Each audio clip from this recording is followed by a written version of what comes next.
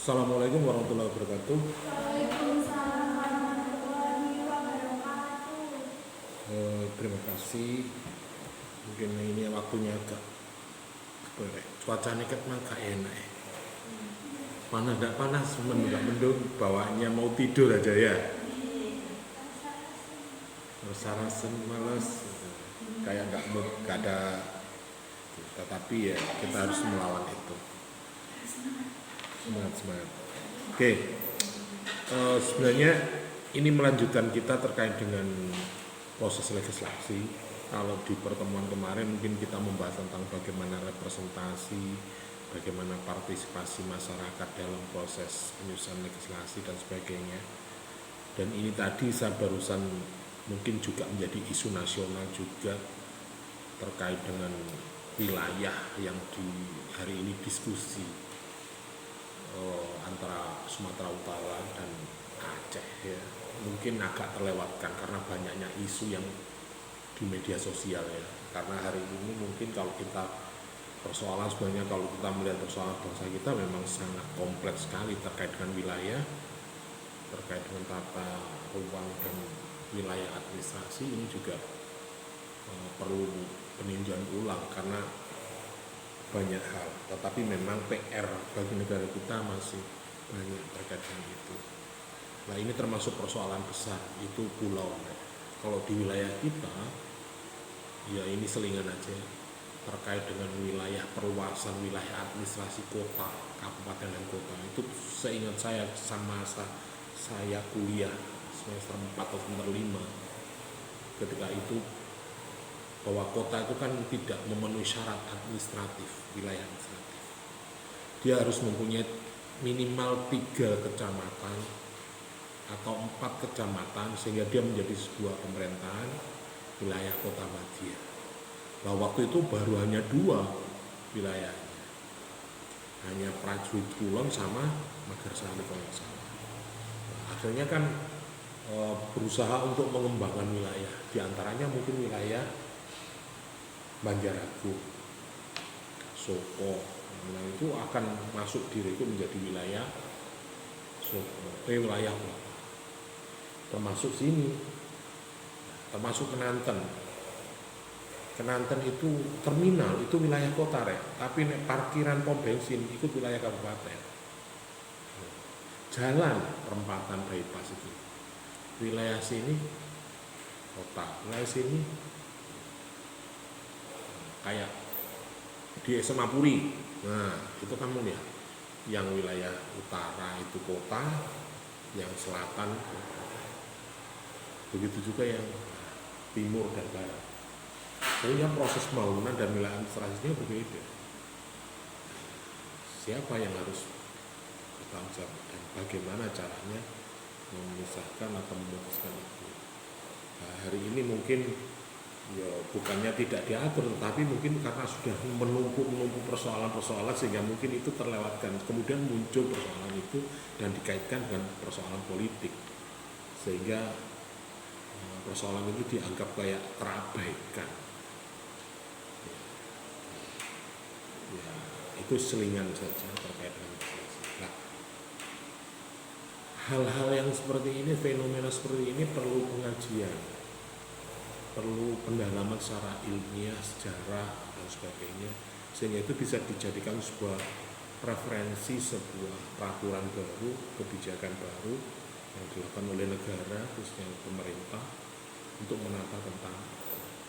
Makanya Aceh ngotot, loh, menurut sejarah perjanjian ini kan wilayahnya Aceh, tetapi terkait dengan wilayah administratif bisa juga masuk ke wilayah Sumatera Utara. Dan kebetulan yang jadi gubernur itu adalah menantunya Presiden Jokowi, sehingga ini menjadi isu-isu politik yang hari ini mungkin menjadi rasa seseorang yang dulu kalah dalam pilpres atau mungkin apa dan sebagainya, sehingga ini digoreng terus menjadi sebuah diskusi masyarakat. Dan yang sebenarnya persoalan ini bisa juga mengalihkan isu dan sebagainya, tetapi ya memang dari zaman sekarang kan era the big informasi, banyak informasi entah benar entah salah, itu bisa saja putar balik sehingga menjadi informasi yang ya, dan masyarakat juga menjadi bingung. Nah, oke, kita tidak membahas itu, tetapi terkait dengan proses legislasi, terkait dengan kebijakan pembuatan undang-undang dan sebagainya, itu harus ada yang namanya naskah akademik. Tentunya pada minggu ini atau pertemuan kali ini saya akan sedikit mengulas tentang naskah akademik. Nah, naskah akademik itu apa? Ya. Naskah akademik itu adalah dokumen ilmiah yang disusun berdasarkan kajian, penelitian ilmiah tentang suatu masalah tertentu, baik secara konseptual, empiris, dengan dasar penyusunan kebijakan dan rancangan peraturan undang-undang. Artinya bahwa naskah akademik ini memang diatur dalam sebuah undang-undang negara kita, bahwa setiap perundang-undangan itu harus ada naskah akademik. Ini merujuk pada peraturan Permendikbud nomor 38 tahun 2015 tentang naskah akademik rancangan sebuah undang-undang. Jadi apapun harus melalui ada naskah akademik, bukan pesanan dan sebagainya, tetapi memang itu benar-benar dikaji secara betul, secara mendalam, sehingga itu perlu ada sebuah peraturan undang-undang. Di sisi lain mungkin secara ilmiah dan sebagainya, mungkin juga pernah saya sampaikan bahwa segala sesuatu itu butuh riset, butuh penelitian. Ya. Satu misal yang sering saya contohkan, orang makan nasi goreng sama nasi pecel, nasi soto, kenapa harus pakai garpu, kenapa harus pakai sendok, kenapa harus pakai tangan?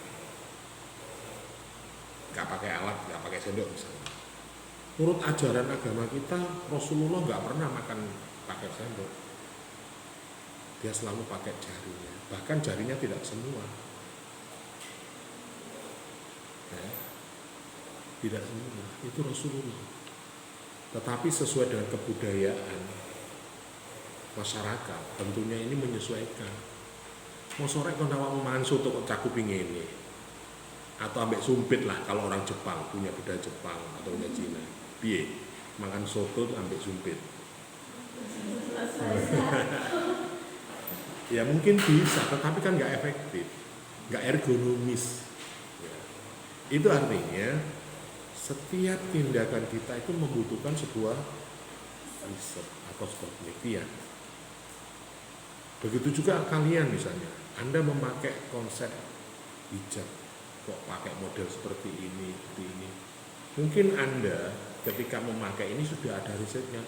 Oh, saya itu kalau model seperti ini lebih lebih pas atau lebih enjoy, lebih cantik, lebih fotogenik katakanlah. Karena mungkin wah ya rugi pesek Pak, maksud pakai model kudu ini kan ya enggak pantas rek. Atau mungkin pipi dia men ini lah. Itu adalah sebuah riset rek, pengalaman empiris. Makanya yang dimaksud di sini adalah kalau kita membahas peraturan undang-undangan harus ada pengkajian dulu secara ilmiah. Oh gak moro-moro digawe, mungkin asumsi apa mungkin tekanan apa sehingga perlu dibuat undang-undang. Enggak perlu. Jadi harus benar-benar ini memang butuh undang-undang dan ini sangat mungkin itu yang menjadi dasar. Nah, tujuan daripada naskah akademik itu adalah menyediakan sebuah dasar argumen ya dan ilmiah bagi penyusunan rancangan kebijakan atau undang-undang. Contoh misalnya, ada kebijakan lalu lintas. Kenapa sih kendaraan motor roda 2 di siang hari harus menyalakan lampu kendaraannya? Kenapa? Mosok pesenannya mesin perusahaan lampu lampu negeri sentek kan tidak mungkin. Pasti itu ada sebuah riset ketika motor yang berjalan di jalan raya dan menyalakan lampu itu berarti motor dalam kondisi aktif. berjalan dan sebagainya. Mungkin di era sebelum reformasi, kalau ada motor, rombongan motor yang menyalakan lampu berarti ada tanda bahaya, ada demo, ada aksi. Nek saiki kan enggak. Kalau aksi, kalau apa-apa, siapapun kalau sampai lewat jalan raya, apalagi jalan besar di tingkat provinsi atau kabupaten, ada kalau nyalakno, konan polisi ketilang sampai. Itu artinya ada sebuah riset yang mendasari sehingga dibutuhkan kebijakan. Nah, begitu juga dengan undang-undang yang lainnya. Terkait kurikulum misalnya, kok gonta ganti kipi gitu Pak. Ya mungkin mencari format yang pas lah. Kemudian juga tujuan yang kedua adalah menyajikan data dan analisis masalah secara komprehensif, sehingga harapannya bahwa ketika undang-undang itu dibuat itu bisa jadi ruang lingkup daripada naskah akademik itu harus bisa dikaji, artinya menetapkan materi yang akan dibahas baik secara normatif, secara sosiologis, filosofis, dan yuridis. Artinya sampai kalau melakukan sesuatu dengan prinsip dasar yang kuat. Anda ingat nggak ketika Anda belajar ilmu hukum? Jadi kalau Anda secara filosofis itu berarti secara ontologis, epistemologis, ya aksiologis masuk, kalau enak. Sama halnya ketika Anda kuliah, punya niat yang tulus, bukan berarti satu sepihak. Kuliah saya kuliah kemauan orang tua misalnya, yo gak enjoy. Tapi kalau orang tua misalnya, oh anak saya itu memang bakatnya di sini, kemauannya di sini, kemudian Anda didukung dengan segalanya, baik finansial maupun moral, sama menjalani yo enjoy. Tapi kalau sepihak, satu nggak ada normatifnya apa, sosialisasi apa, yo harus rasa kan. Kemudian didasari secara hukum. Iya mau usia aku ya jasa ini. Cara nikah ya sajane gak apa-apa, tetapi akan lebih baik kalau saya menambah pengetahuan ilmu untuk membekal masa depan hidup saya, lebih baik saya kuliah. Itu berarti berbicara secara yuridis. Kemudian studi literatur, artinya untuk mengkaji, membuat sebuah naskah akademik itu referensi secara teoritis, peraturan yang relevan, dan hasil riset terdahulu. Artinya harus ada dasar secara teoritis, ada dulu itu pernah terjadi ini di masa ini. Mungkin nggak efektif sehingga undang-undang jatuh, atau undang-undang itu perlu ditinjau ulang. Wah, itu nih gaya aturan ini ya gak cocok nih zaman sekarang. Misalnya era saya belajar model-model kolonial sampai mau kuliahnya wis era-era digital dan sebagainya. Gurune nerangno awakmu wis browsing. Pak San ngomong ini apa ya?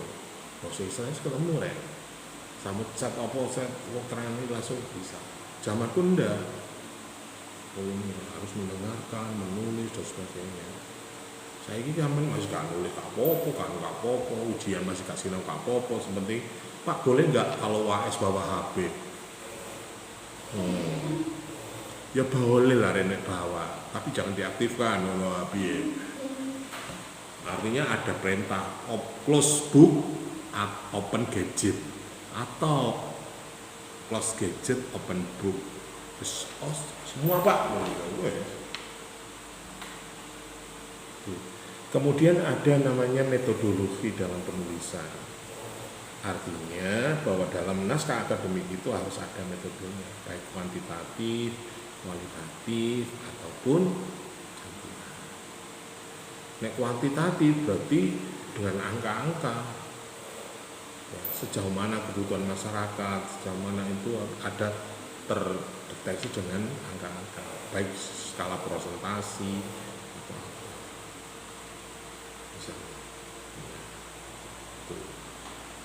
Kemudian ada teknik pengumpulan data.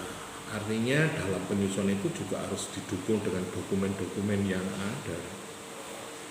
Artinya bahwa ketika argumen atau naskah itu bukan berarti asumsi pendapat dan sebagainya, tetapi benar-benar didukung dengan data-data yang cukup, ada observasi, ya, ada FGD, ya. Observasi itu apa sih? Bisa dipahami observasi itu apa? Observasi itu apa? Apa? Terus, maknanya apa? Maknanya apa? Observasi. Saya observasi dulu Pak, lebih.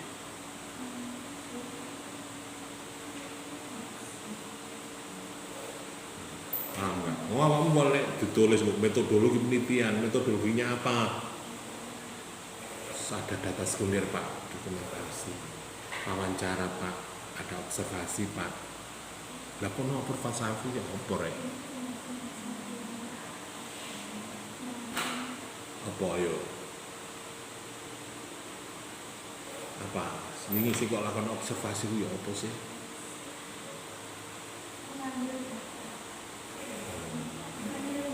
Jadi observasi itu berarti mengamati dari sebelum dan sesudah.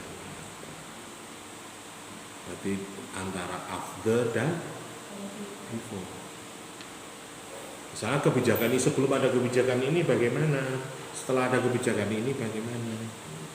Setelah dibangun ini, sebelum dibangun ini bagaimana? Observasi. Oke, selanjutnya yang kelima, tahapan yang kelima itu adalah ada analisis atau kajian materi. Artinya di sini isu-isu yang ada kita analisis, baik secara sosiologis. Sosiologi itu berarti kemasyarakatan.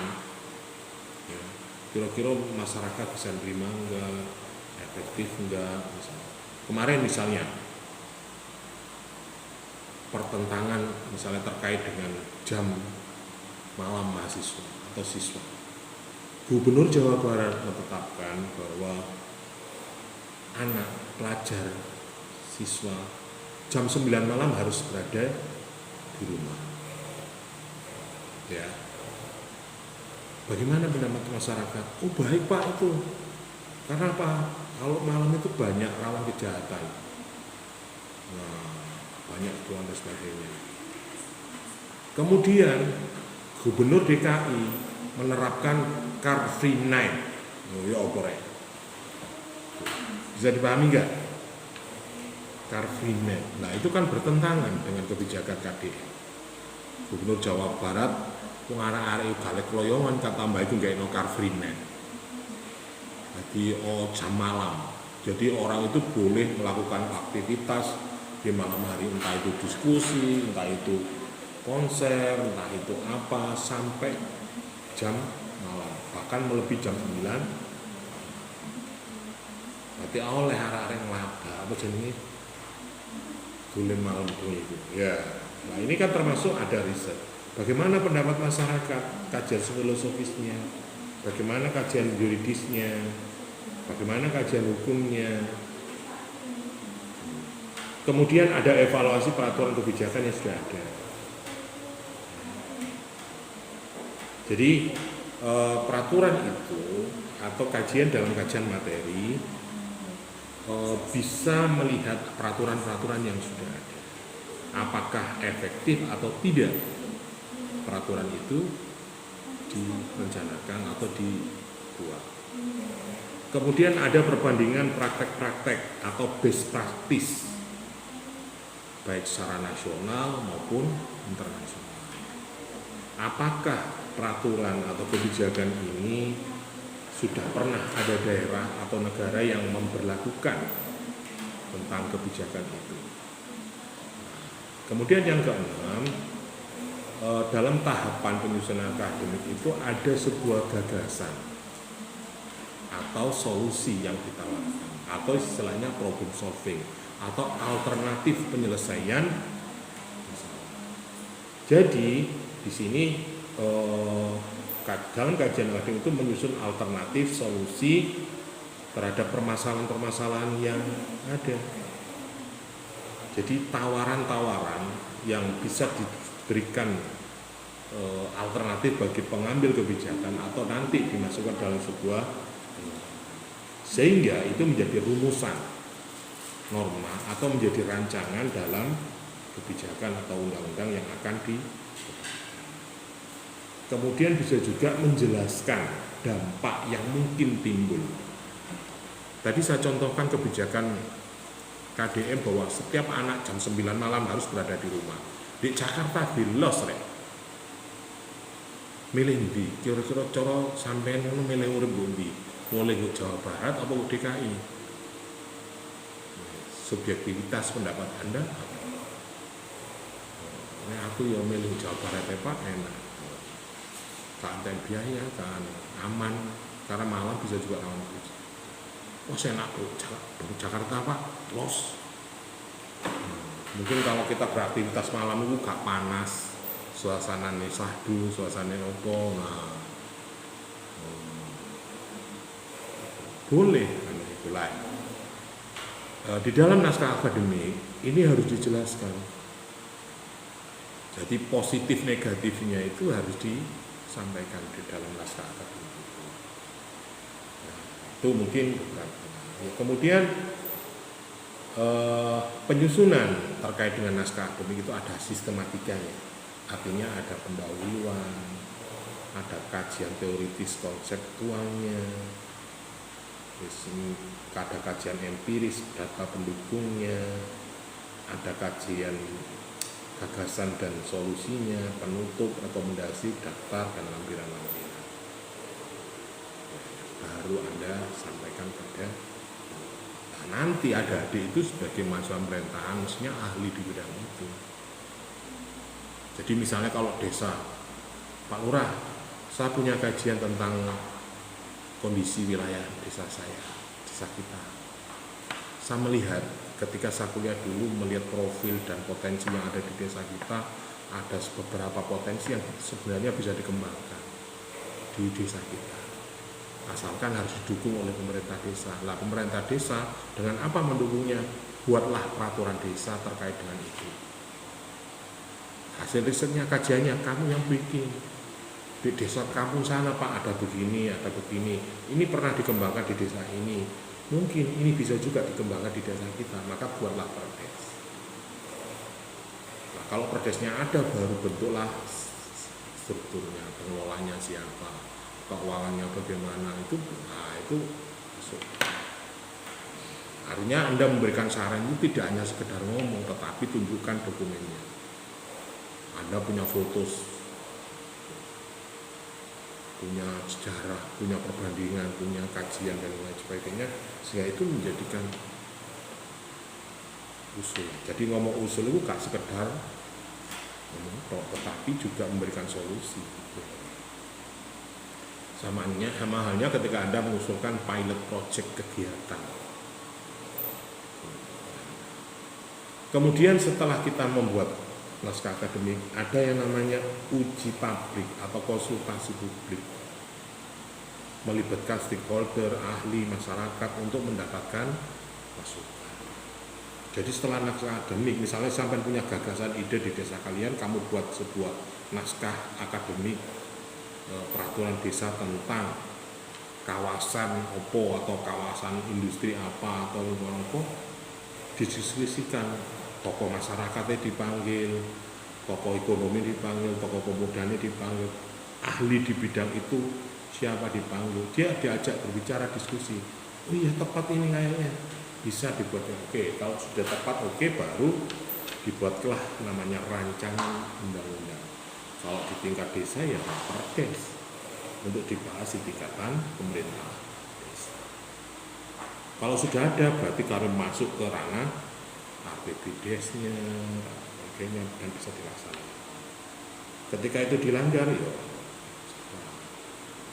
sehingga kebijakan publik atau naskah akademik ini digunakan sebagai dasar penyusunan kebijakan secara strategis instansi. Tidak hanya itu sebenarnya, karena ini wilayah legislasi ya, jangankan itu, sampai nek katene nikah misalnya.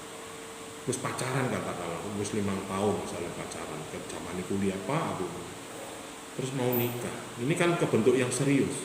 Mungkin awalnya teman, akhirnya jadi pacar, akhirnya jadi.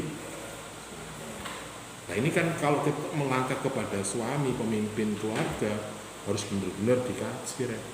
Maka mungkin orang tuamu atau kakakmu, pacarmu sing di sini, iki kalau bu putrane niki kamu niki, oh iya iki anak abah iki aku kenal dulu iki mau masuk. Arek lulus kuliah jurusan ini sudah ada dengan oke, berarti oke, saya setuju. Nah, seperti itu. Oke, sampai di sini barangkali ada pertanyaan. Monggo. Paham tak sih mesin tak omong tak mbak. Singkat loh kayak gitu aja.